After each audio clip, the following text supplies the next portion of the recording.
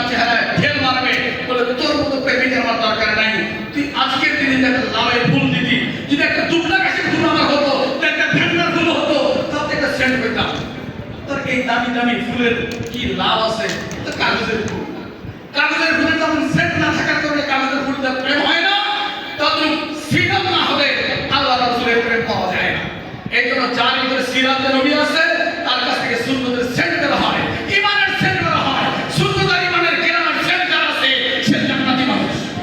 আর যার ভিতরে এই সেন্ট নাই, সুন্নতের সেন্ট নাই, কেরাম নাই, এই জীবনের কোনো কাম নাই।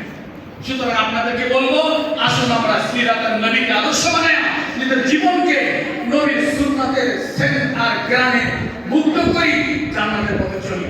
আল্লাহ আমাদের সবাইকে জান্নাতের পথে পথিক হওয়ার জন্য রাসূল আদর্শকে আমাদের জীবনের পাথর বানানোর তৌফিক দান করেন, বলেন আমিন। আসসালামু আলাইকুম ওয়া রাহমাতুল্লাহি ওয়া বারাকাতুহু। আলহামদুলিল্লাহ, হুজুর অত্যন্ত চমৎকার আলোচনা করেছেন অল্প সময়ের মধ্যে। আল্লাহ পাক রব্বুল আলামিন এই কথাগুলোর উপর আমাদেরকে আমল করার তৌফিক দান করেন। এখন আপনাদের সামনে আজকের এই অনুষ্ঠানের সম্মানিত সভাপতি উস্তাদুল উলামা শাইখুল হাদিস আল্লামা মুহিউদ্দিন রব্বানী দামাত বরকাতুহু আলিয়া হুজুর বয়ান করবেন এবং দোয়া করবেন।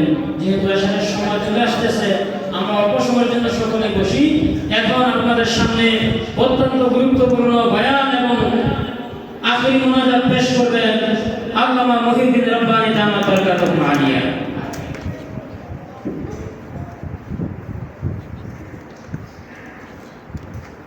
نحمده ونصلي على رسوله الكريم. أعوذ بالله من الشيطان الرجيم. بسم الله الرحمن الرحيم. قل إن كنتم تحبون الله فاتبعوني ويغفر لكم ذنوبكم. وقال النبي صلى الله عليه وسلم: لا يؤمن أحدكم حتى أكون أحب إليه من ولده ووالده والجسد. صدق الله مولانا. حب الرسول صلى الله عليه وسلم অবশ্যই প্রত্যেক আয়োজিত আজকে حب الرسول সম্মেলনের সম্মানিত সভাপতি বরেণ্য আলেমদ্বীন